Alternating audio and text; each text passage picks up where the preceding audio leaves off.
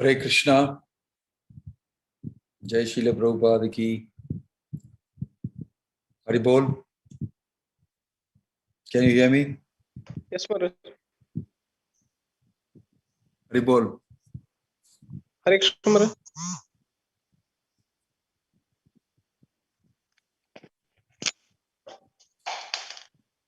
Hare Krishna. Hare Can Krishna, you Maharaj. hear? Yes, Maharaj.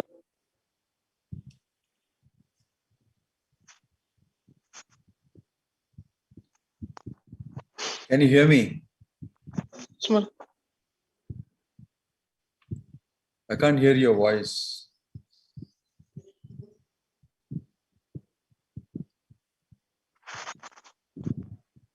Om Jnanatirandasya Jnananjana Shalakaya Chakshurun Militam Yena Tasmai Shri Gurave Namaha Shri Chaitanya Manobhishtam Stapitam Yena Bhutale Swayam Rupakata Mahyam Dadati Swapadantikam Vandeham Shri Guruho Shri Yuta Padakamalam Shri Gurum Vaishnavamscha Shri Rupam Sagrajatam Sahagana Raghunathan Vitam Tam Sajivam Sadvaitam Savadutam Parijana Sagitam Krishna Chaitanya Devam Shri Radha Krishna Padan Sahagana Lalita Shri Vishakhan Vitamscha Nama Om Vishnu Padaya Krishna Prishtaya Bhutale Srimate Bhakti Vedanta Swami Niti Namine Namaste Saraswate Deve Kauravani Pracharine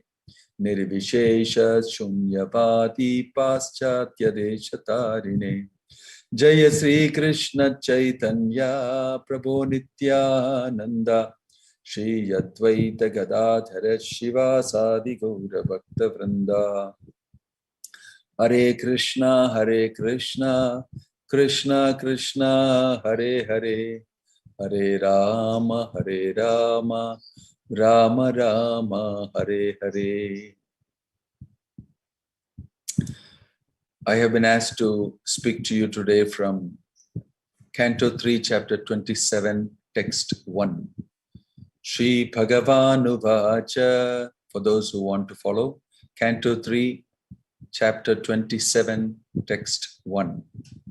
Shri Bhagavanuvacha, Prakristvapi Purusho, Najyate Prakritair Gunaihi, Avikarat Akritratvan, Nirgunatvaj, Jalarkavat. Word-to-word meanings, Sri Bhagavan Uvacha, the personality of Godhead said Prakriti Staha, residing in the material body, Api, although, Purushaha, the living entity, not, Ajyate is affected, Prakritaihi, of material nature, Gunaihi, by the modes, Avikarat, from being without change, Akartritvat, by freedom from proprietorship, Nirgunatvat, from being unaffected by the qualities of material nature, Jala, on water, Arkavat, like the sun. Translation: the personality of Godhead Kapila continued. When the living entity is thus unaffected by the modes of material nature, because he is unchanging and does not claim proprietorship, he remains apart from the reactions of the modes, although abiding in a material body. Thus, as the sun remains aloof from its reflection on water. Purport. In the previous chapter, Lord Kapiladeva has concluded that simply by beginning the discharge of devotional service, one can attain detachment and transcendental knowledge for understanding the science of God. Here the same principle is confirmed.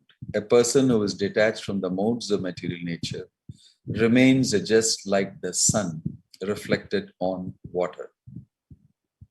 When the sun is reflected on water, the movement of the water or the coolness or unsteadiness of the water cannot affect the sun.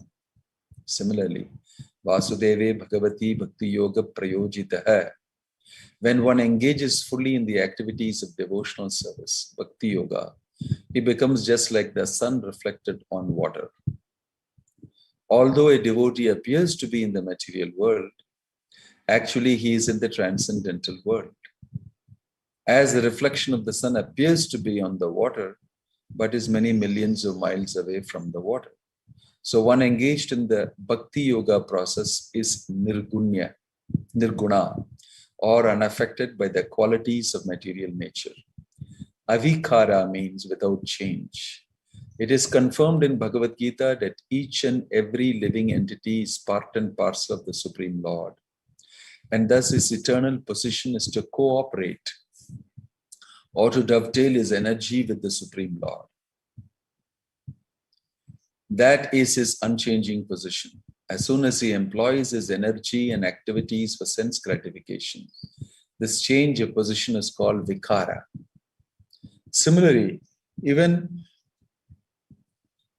in this material body, when he practices devotional service under the direction of the spiritual master, he comes to the position which is without change, because that is his natural duty.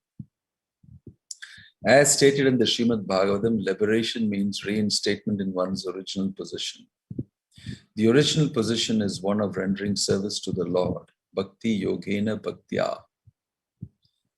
When one becomes detached from material attraction and engages fully in devotional service, that is changelessness. Akartritvat means not doing anything for sense gratification. When one does something at his own risk, there is a sense of proprietorship and therefore a reaction. But when one does everything for Krishna, there is no proprietorship over the activities. By changelessness and by not claiming the proprietorship of activities, one can immediately situate himself in the transcendental position in which one is not touched by the modes of material nature, just as the reflection of the sun is unaffected by the water.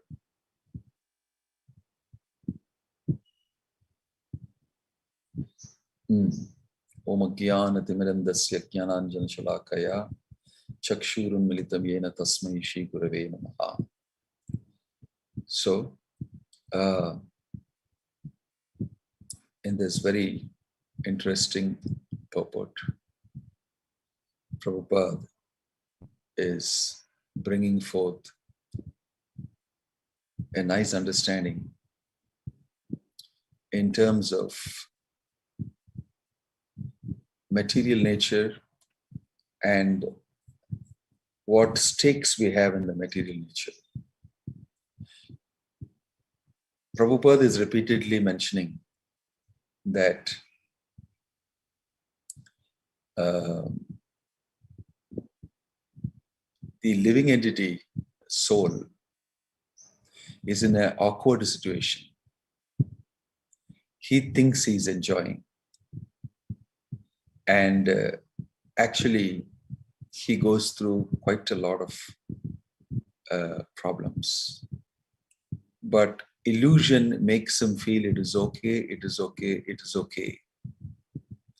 And he carries on. It is called Avranatmika potency of Maya, the covering potency, which in modern psychology they'll call it denial. The capacity to repeatedly deny, no, nothing wrong, it'll be okay. No, nothing wrong, think positively, it'll be okay. That is because of Maya, illusion. Because of that, you are continuously feeling that this is only temporary, it'll become all right. My sense gratification is the main program. Never get discouraged from that. In this way, Maya keeps on speaking to you and encouraging you and keeping you under illusion. This is what's happening. And we remain changed. Vikara. Vikaramscha jivan. The Bhagavad Gita also you will say, the shloka coming. Vikara means change. Change means material change. But transformation is of the soul from matter to spirit. Avikara means he gets transformed to understanding, no, this is not correct. As it's mentioned in the Bhagavad Gita, in the Bhagavatam, and by association with devotees and Prabhupada's life history and everything, I understand that I am being programmed and fooled by material nature to think this is okay. I want to get out of that illusion and be situated in the self. In the material world, people say, I am on my own. I'm not influenced by anybody else. I am an independent thinker. I need independence, free speech, etc., etc. What I am saying should be heard. But from here, you can understand from this thing that nobody is independent. Everybody is speaking what Maya asks you to speak. And the same Maya is telling, yes, you are very independent. Say you are independent and say this. How are you getting those thoughts inside you to speak independently? What is the meaning of independence? That is brilliantly explained here. Real independence means you're standing in your original position. Jivera Surupa Hoy Krishnera Nityadas. Because that is your independent situation. It's not a situation forced on you. That is what you are. Naturally, that's what you are. Right? So, to say that I am independent is one of the greatest illusion. If you look into Bhagavatam, you understand that very nicely. So, although people are claiming to be independent, this is all Maya's work. Psycho you by saying, yes, you're independent. Are you not independent? Yes, I'm independent. I can say what I want. Yes, say this. And she gives you the idea. Isn't that a nice idea? Say it. Makes you an instrument. So most of the so-called independent people are instruments. Maya inspires different people to say different things, and there's a big kalaha along with Kali. Kalaha means quarrel. Kali, kalaha. So if you see every day what's going on in the world, each one is saying one thing and getting angry with each other. And there are going to be wars, there's going to be all sorts of things happening, destroying each other. So actually nobody is independent. Everybody is speaking the word of Maya. That's why it's called Maya Vada. Vada, Maya. People speak the word of Maya only. We understand that Maya Vada means only people who say, I am God. But at a different level, all are speaking Maya's words only. Because we are all Vikara. Vikaramscha jivan. We are changed, programmed, made to act in Maya's world, according to Maya's requirement, under her control. This is the meaning of Maya Vada. Right? We talk what Maya tells us to talk. We are not independent. We are not liberated. When you become liberated, only you become independent of Maya's control. Till you are in Maya's control, you will always speak what Maya tells you to speak. You'll always be running under that program. This is an important point to note. You become liberated when you actually wake up as spirit soul and come to understand, like he's saying, free from the modes of material nature, I am spirit soul. I am a free spiritual personality. Why should I carry this material tabernacle with me. I can act on my own. I can do everything that I'm doing now using the body, mind, and intelligence on my own through my spiritual self, through my spiritual body, mind, and intelligence. This is called liberation. This is called liberation. But what Kapila is saying that actually this liberation is skating on thin ice, still not liberation, though technically you're free from matter. Unless you become absorbed in devotional service to Krishna, this liberation also will break and you will come back. Like we already discussed that. So better to be engaged, that is true liberation. That is mentioned very nicely also in the Bhagavatam in many places. Jivere surupu hoy krishnere nityadas shurupena vyavastitihi. That also is mentioned. Being situated in your swarupa. Swarupa means what is your position in relationship to Krishna? What service do you have? What is your service attitude due to that particular situation? That is your swarupa, right? That is a yoga vyavastitihi, right? That is your surupena vyavastitihi. So this is what is avikara. Avikara means transformation to your original constitutional position. There you are complete, very naturally oriented, blissful, happy, with nothing weighing on you, nobody pushing you, nobody programming you. You are free. This is real independence. And in that freedom, you have natural love for Krishna. Because you know him to be your father. Pita hamasya jagato mata data pitamaha. In this way, you'll see that you can breathe freely. So much that weight is gone off from me. And I'm naturally free. That is why that is described as real liberation. Swarupena vyavastitihi. Mukti swayam mukulitanjali sevate asman. Bhakti, Bilumangal Thakur said, plain mukti, plain vanilla, like they say, mukti alone is not very interesting to me. She is waiting to serve me with folded hands at the doorstep. I have not yet attended to her.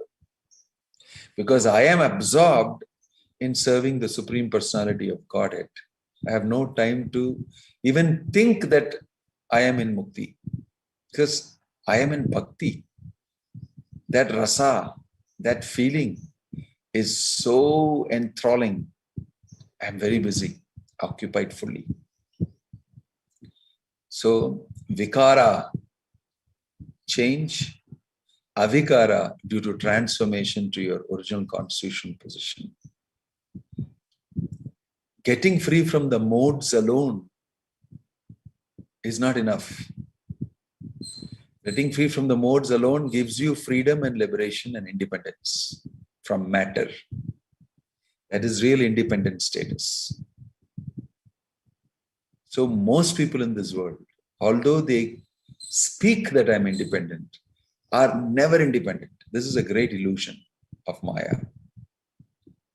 This is a great illusion of Maya. So here Kapila is analyzing and saying that you may be in this world, but still Jivan Muktasa Uchyate, because of your absorption and devotional service to the Lord.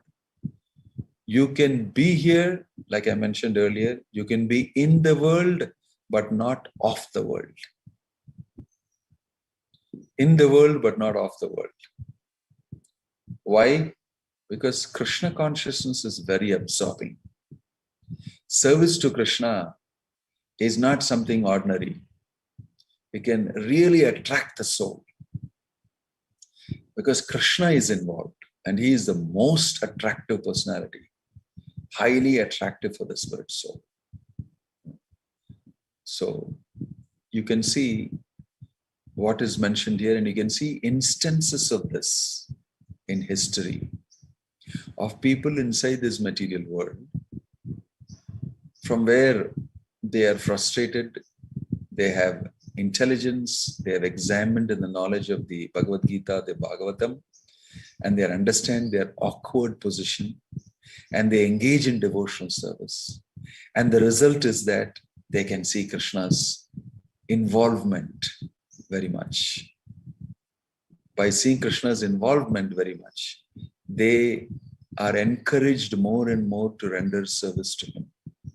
In this way, they taste natural emancipation from matter, natural reinstatement in devotional service. So this is the philosophy, and the Bhagavatam using the analogy of the world and in the world, reflection of the sun on water. So the sun is reflected on water, but if you go and try to catch the sun there, you pull your hand inside water only. But the sun is present, the heat is present, the light is present, and the image of the sun is present. But the sun actually is not present. Similarly, the Atma is there, activities are there, his body is there, and he can act, he can move, he can talk, everything. But he in himself, the Atma, because he's acting through the body, you can see the body only, and you can see that reflection. If the body and the activities of the mind and intelligence are a reflection of the Atma, who is not there for you to catch hold of materially. He remains aloof from the body, aloof from the material situation. Why? He's already absorbed in Krishna because of meditation on Krishna in deep Krishna consciousness. This is how a pure devotee lasts in this world. Iha yasya harer dase karmana manasa gira nikhilashva api avastashu jivan muktasa uchyate. Very beautifully explained by Rupa Goswami. Iha yasya harer dase, a servant of Krishna in this world, iha yasya, karmana manasa gira, engaged in service of the Lord through his actions, through his mind, through his words, everything. Nikhilashva api avastasu. His avastha, his situation is different. Jivan muktasa uchyate. Even while he is in this body, living in this world, he is already liberated. Why? Because of engagement in devotional service. Devotional service engagement will instantly transport you. You know, in science, they talk about teleporting. Teleporting means it's a phenomenon where suddenly the person disappears from here and he's in another place, maybe in London, maybe in the South Pole, North Pole. Instantly he can be there. Instantly he can be there. They're talking about it in science. Teleporting. But actually, Narada Muni used to do that teleporting very easily. He would, for instance, be here and immediately he will appear in front of the Pandavas somewhere in the forest, and he will say Narayana, Narayana, and disappear. Boom. And he will appear in Vaikuntha.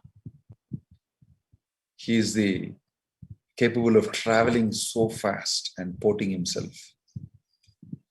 But here, you will see the body of the living entity, the body of the devotee still existing. But it will not react to you materially. You can't tempt the body and the mind with sense gratification. He's not interested. He's not interested. That's why Haridas Thakur, when the prostitute was sent in front of him, he was not identifying and looking at the prostitute in terms of her material assets and absorbing himself, and he was in sense gratification and wanting to enjoy. That could never happen to Haridas Thakur. He instantly saw, here is a spirit soul. How to introduce him to Krishna consciousness. What all the spirit soul is doing externally through the body and that and this and all that, I don't register at all. I don't register at all. I just see as spirit soul. Amazing.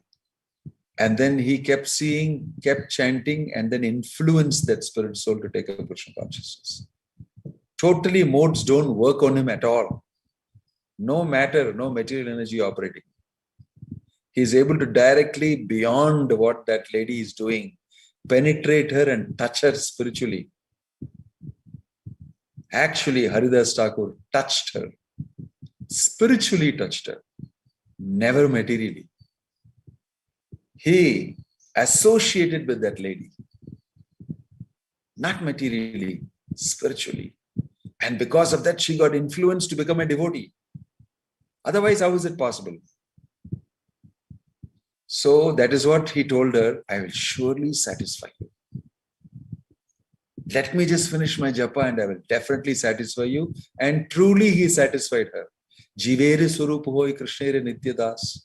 You will be happy only if you get to do devotional service. And that is what you have come to me for. As spirit soul, I'll give it to you. Please wait, I'll chant my japa. As soon as he finished his japa, he influenced her. She shaved her head up, gave everything, and came and sat down in the Tulasi and started chanting Hare Krishna. So Haridas Thakur did associate with that prostitute, but not materially, spiritually. Same way Ramananda Rai. He did not see the girls, when Pradyumna Mishra was sent by Lord Chaitanya. Pradyumna Mishra came and he said that I am a grahastha, I am suffering in this world. You are a sannyasi, please tell me something about Krishna and relieve me from my misery. Lord Chaitanya immediately said, about Krishna, I don't know anything. It is Ramananda Rai who knows. I hear from him only. Please go to Ramananda Rai. He will tell you about Krishna. So Lord Chaitanya's pastimes are all like this. There is some meaning in everything he does. So Pradyumna Mishra went. This is the instruction of Lord Chaitanya. I must go. So he went all the way. And what happened? When he went there, he was asked to wait because Ramananda Rai was governor. And he had come down and settled in Puri. And he had a big place. And he was very busy. King had given him some things to do or something. He was also a devotee. He had retired and come. So his attendant asked him to please sit down. He asked him, where is he? He's very busy with the dancing girls. He said, what? He's busy with some dancing girls. He is actually bathing them, personally applying oil on them. And he is preparing them for a drama, Jagannath Priya Natakam, which is written, and it is this thing, and he will be offering that service to Lord Jagannath. So Pradyumna Mishra became very confused. Is this the same person I've come to meet? Is this the right address? Isn't this the house of Ramananda Rai? Yes, Ramananda Rai. Lord Chaitanya's devotee. Yes, he only. He became confused. He waited for some time. Then he went back. Not very happy, hearing that he is massaging naked girls for the dance. He came and told Lord Chaitanya the next day. Lord Chaitanya said, so did you happen to meet? He came and told him that I went to meet and this is what they told me. I did not feel like meeting him. I came away. Lord Chaitanya smiled and told him, we don't know about Ramananda Rai. Ramananda Rai doesn't exist in this world.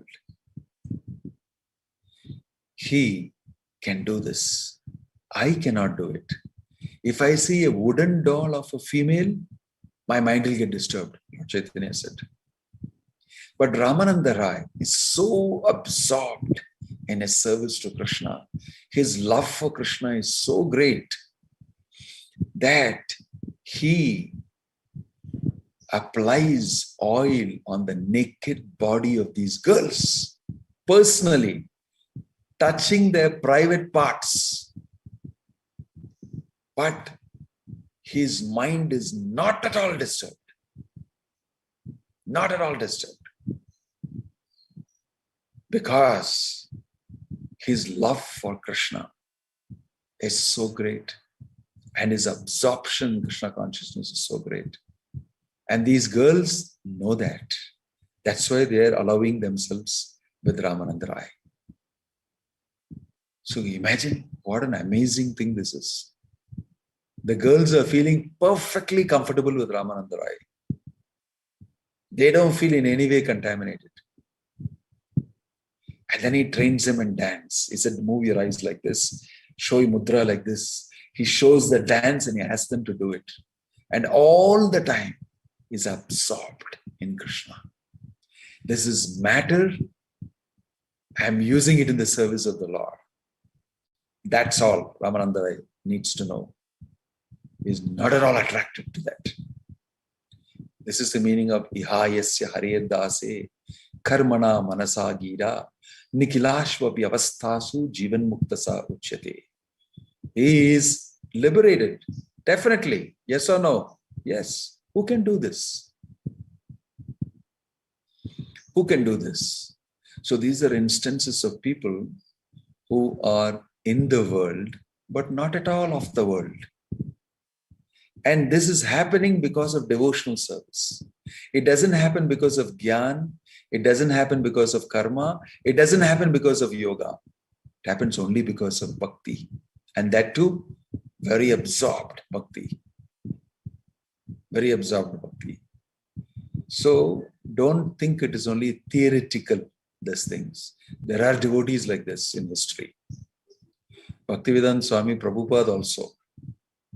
He had so many opportunities in the Western world. Young, beautiful girls were his disciples. And he treated them as his daughters. He called them spiritual daughters. And they were so comfortable with Prabhupada, so happy with Prabhupada, enjoying that fatherly atmosphere with him. He looked after them. He told them how to tie sari, how to be a nice wife, how to satisfy the husband, how to cook nicely and look after the husband and the family. What not he taught them. And they were very comfortable with Prabhupada.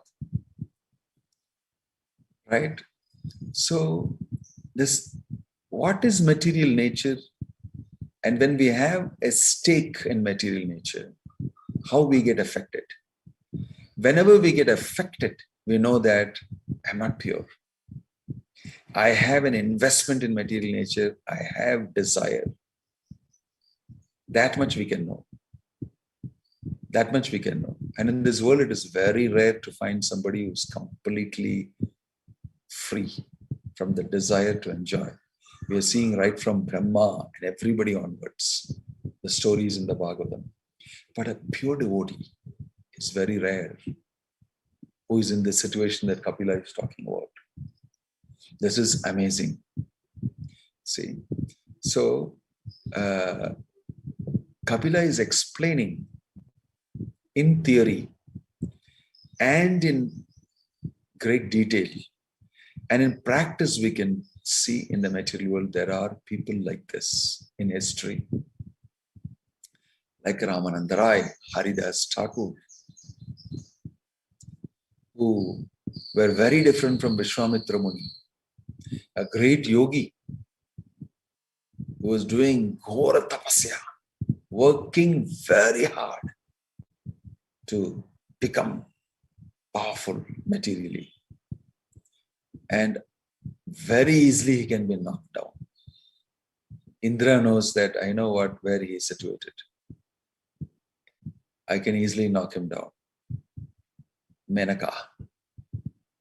And as soon as he just hears anklet bells of Menaka, he opens his eyes and sees a beautiful Menaka.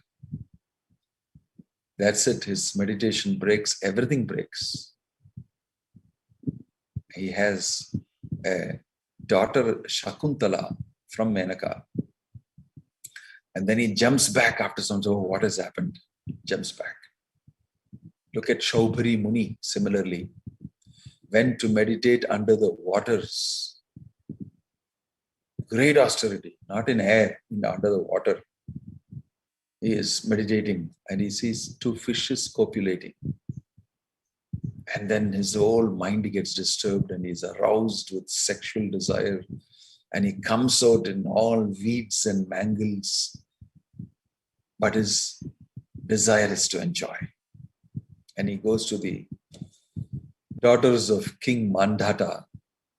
He goes to Mandata and he says, you go and ask my daughters. And he marries all of them. 50 daughters he marries. And he has all the enjoyment he needs.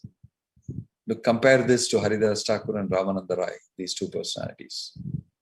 Then you know what is devotional service and how you cannot achieve that stage by yoga, karma, or jnana.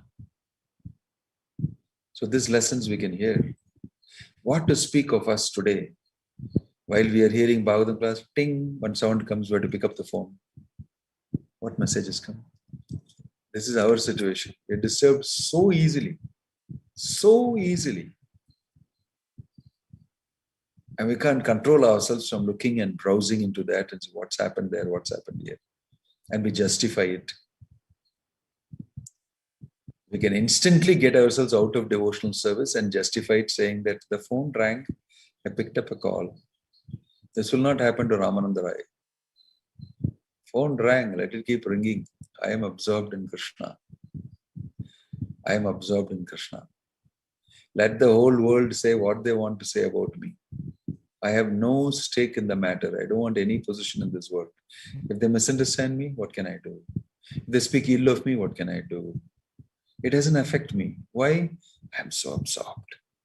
Hari rasa madhira matali mattha bhuvilutamo natamo nirvishamaya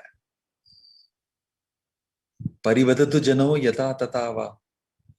Let the people who are talkative anyway say what they want about me. I don't care. I am Hari Rasa Madhira Matali Matta.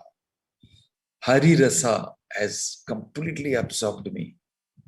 And my mind, my consciousness is so much swooning and enjoying Hari Rasa. What will affect me? And even if you do anything to me materially, I don't care. I don't mind.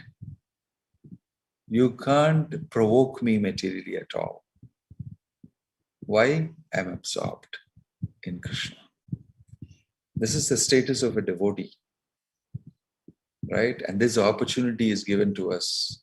Lord Chaitanya personally came here, chanted Hare Krishna, absorbed himself in that great ecstasy and showed us, this is available to you.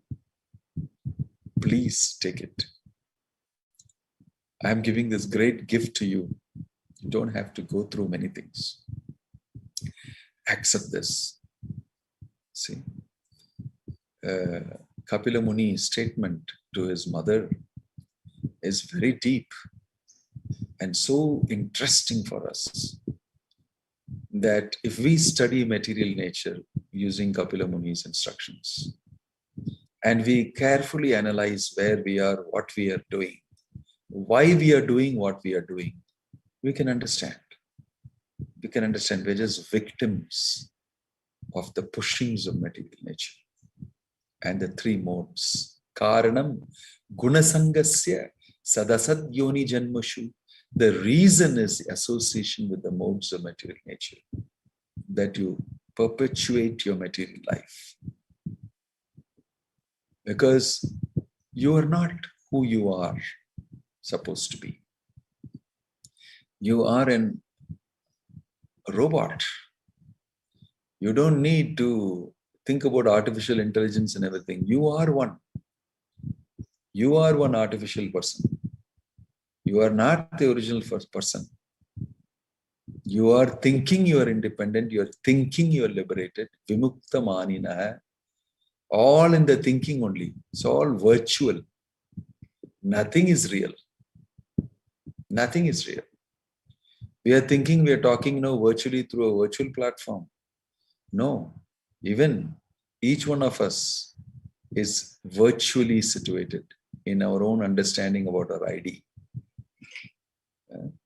Therefore, it's mentioned that the chanting of the holy name of the Lord brings us into the reality. it ejects us, propels us into the reality. It's a great concession. So if we carefully chant Hare Krishna without offenses, we will palpably feel reality in Krishna and feel the absolute illusion of the material world. This is not something that can be explained by a formula, by experiment and all that, like people are demanding. You religious guys, you simply have faith. You're not fanatic and having faith on the basis of some fanatic understanding. If you look at the detail of what Kapila is explaining, and if you have grasped it, then you can understand that this is no joke. This is no ordinary science. The science of devotional service is very deep, is very deep. So we should take cognizance of these instructions of Kapila Dev, because this chapter is entitled Understanding Material Nature. You may think you know, and it is Maya who is telling you you know. Don't listen to the voice of the mind. The stories the mind tells you. We live in that bubble of the stories and the narrations given by the mind. That bubble is to break. The real story of what Krishna tells us in the Bhagavatam, what Krishna tells us in the Bhagavad Gita, that is reality. That's not a bubble. That is real. This shift is what is called avikara.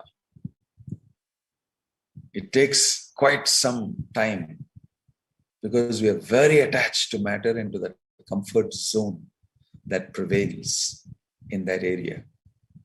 Examples of Ramananda, Haridas Thakur, those people who are no more in that comfort zone. They are in the transcendental zone, directly in touch with the reality of Krishna. And that is why Lord Chaitanya is coming every day to see Haridas Thakur. There's one person is in reality, in the transcendental world, in the spiritual world. The meeting between Haridas Thakur and Lord Chaitanya every day is going on not in the domain of this world, actually.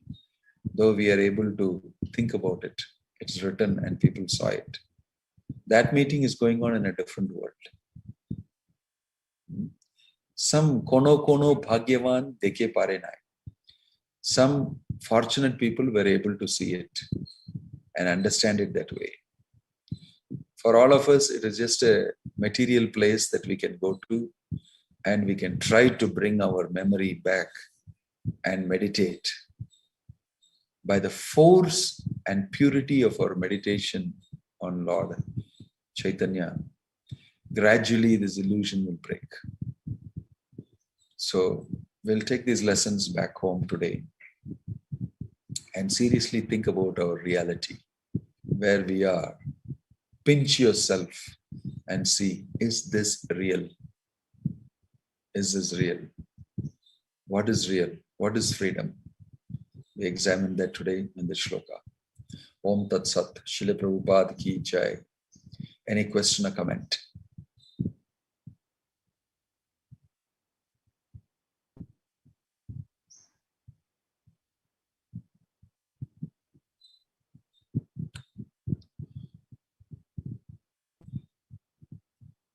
Okay. Hari Bol. Hare Krishna.